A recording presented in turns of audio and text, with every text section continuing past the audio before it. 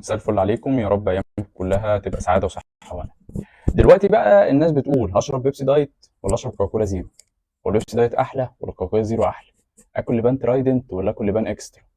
ما هو كل دول يا باشا احنا عارفين طبعا كلنا مشاكل السكر، وان استخدام السكر بيجيب لنا مشاكل في ان احنا سمنه وبيجيب مرض السكر تمام، هم خاليين من السكر، بس خليني اديك معلومه ان هم بيبقى فيهم محل صناعي اسمه اسبارتام، تم تصنيفه ان هو مسبب للسرطان. واعلنت منظمه الصحه العالميه لسه من كام يوم كده ان خلاص بناء على الابحاث اللي قدمتها الاي اي ار سي، بتتعمل من زمان جدا، ان الماده دي مسببه للسرطان، واستخدامها بشكل طويل يعني تستخدمها على مده، ده هيسبب سرطان، وهيسبب احتماليه اصابه بامراض القلب، احتمال اصابه بامراض السمنه، احتمال اصابه بمشاكل الكبد، مشاكل الكلى، وكمان اصابه بالسكر.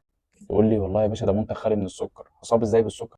مخك بيجي له اشاره ان انت بتحب الحلويات، فهو الاسبرتام حوالي 200 ضعف سكاره عن السكر الطبيعي. ماده الاسبرتام لما بتتكسر في الجسم بتطلع منتجات، المنتجات دي بتخش في التفاعلات الحيويه بتاعه الجسم، ممكن يكون كمان مسبب السمنه، يعني استهلاكه بيخليك عندك قابليه ان انت يحصل لك سمنه، فانت ما بتستخدمش الاسبرتام عشان تخس او ان انت ما تتخنش، والحاجات اللي احنا فاهمينها دي غلط. تلاقي نفسك لما تيجي تاكل بعد كده جسمك خلاص اوتوماتيك هيخزن. تم استخدامه المفروض ان هو موصى بيه عالميا قبل الموضوع اللي حصل الشهر اللي فات دوت، او اخر الشهر اللي فات واول الشهر ده، ان المفروض ما يتاخدش منه غير 250 مللي جرام في اليوم. كان زايد بيبسي دايت هي حوالي 193 او 107، الكوكاكولا زيرو بيبقى فيها 87 مللي جرام. فطبعا انت لو شربت كنزايه كل يوم عرضه اكثر لامراض السرطان.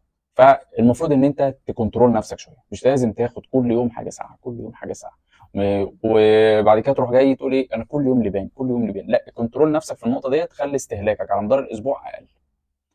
ويا رب دمتم بصحه وسالمين.